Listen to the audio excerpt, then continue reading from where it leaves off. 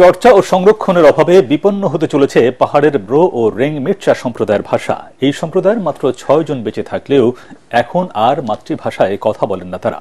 প্রাতিষ্ঠানিক চর্চা না থাকায় ম্রো ভাষাও প্রায় বিপন্ন। পাহাড়ের প্রান্তিক এই দুই জনগোষ্ঠীর ভাষা ও বর্ণমালা রক্ষায় এগিয়ে এসেছেন ইয়াংয়ান ম্রো নামের এক যুবক। ভাষা ও বর্ণমালার বই প্রকাশের পাশাপাশি তৈরি করেছেন স্কুল ও পাঠাগার। সেখানে চলছে ভাষা ও বর্ণমালার চর্চা। বান্দরবান প্রতিনিধি মিনারুল হকের রিপোর্ট, জানাচ্ছেন জাহিদুল আলম।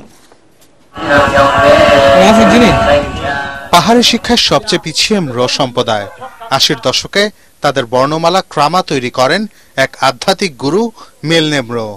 তবে প্রাতিষ্ঠানিক চর্চা না থাকায় সংকটের মুখে পড়েছে এই ভাষা ও বর্ণমালা। অন্যদিকে চর্চা ও সংরক্ষণের অভাবে বিপন্নের মুখে রেংমির্চা সম্প্রদায়ের ভাষাও। পাহাড়ের নিজস্ব ভাষাগুলোর এমন বিপন্ন অবস্থা দেখে কাজ শুরু করেন ইয়াং আন।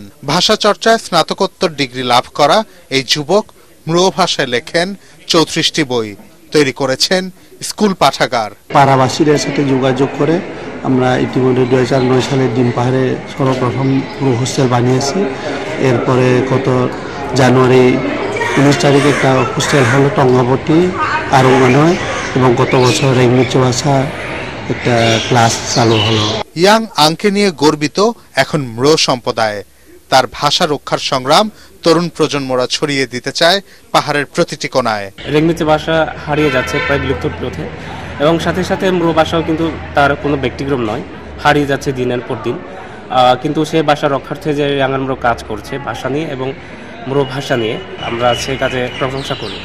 তিনি এখন চেষ্টা করেই যাচ্ছেন যে আমাদের বর্ণমালা, ইতিহাস এবং ঐতিহাসিক সাংস্কৃতিক সব কিছুকে তুলে ধরার। সরকারি বেসরকারিভাবে তাকে সহযোগিতা দেওয়ার জন্য, আরও উৎসাহিত করার জন্য, আরও ব্যাপক আকারে কাজ করার জন্য সহযোগিতা করা প্রয়োজন। পাহাড়ের লেখক ও গবেষকরা বলছেন, প্রান্তিক জনগোষ্ঠীর ভাষা রক্ষায় এখনই সরকারকে উদ্যোগ নিতে হবে। তা না হলে বিপন্নের মুখে পড়ে অচিরেই হারিয়ে যাবে অনেক ভাষা।